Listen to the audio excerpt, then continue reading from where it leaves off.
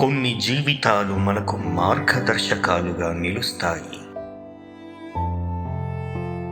వారి ప్రయాణం అకుంఠిత దీక్షకు, నిస్వార్థ సేవకు ప్రతీకగా మారుతుంది.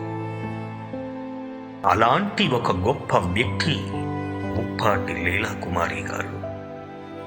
ఆమె కేవలం ఒక ఉపాధ్యాయురాలు మాత్రమే కాదు, ఆమె ఒక స్ఫూర్తి ప్రదాత. తన వృత్తిని కేవలం ఒక ఉద్యోగంగా కాకుండా ఒక బాధ్యతగా భావించారు. లిబెన్షిల్ఫ్ వంటి సంస్థల ద్వారా ఆమె చేసిన సేవలు అనంతం. మానసిక వికలాంగులైన పిల్లల కోసం వారిని రక్షించి వారికి విద్యను నేర్పించడానికి ఆమె ఎంతగానో శ్రమించారు. వారి జీవితాల్లో వెలుగులు నింపడానికి ఆమె చేసిన కృషి అమోఘం. ఈ సేవలకు దక్కిన రుణం ఎప్పటికీ తీర్చుకోలేనిది. ఆమె చూపిన ప్రేమ, కరుణ, మానవత్వం అందరికీ ఆదర్శప్రాయం. ఆమె తన జీవితాన్ని సేవకే అంకితం చేశారు. తన సేవలను గుర్తించి ఆమెకు అవార్డులు, ప్రశంసలు కూడా దక్కాయి.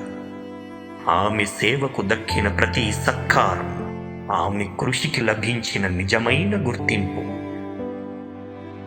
2025 సెప్టెంబర్ 12న ఆమె గుండెపోటుతో తుది శ్వాస విడిచి తన కుటుంబాన్ని, మనందరినీ ఈ లోకాన్ని విడిచిపెట్టారు.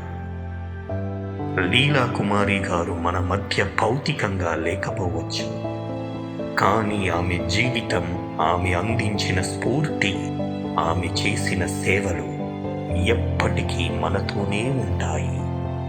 ఆమె జీవితం నిస్వార్థ సేవకు, నిబద్ధతకు, ప్రేమకు నిదర్శనం.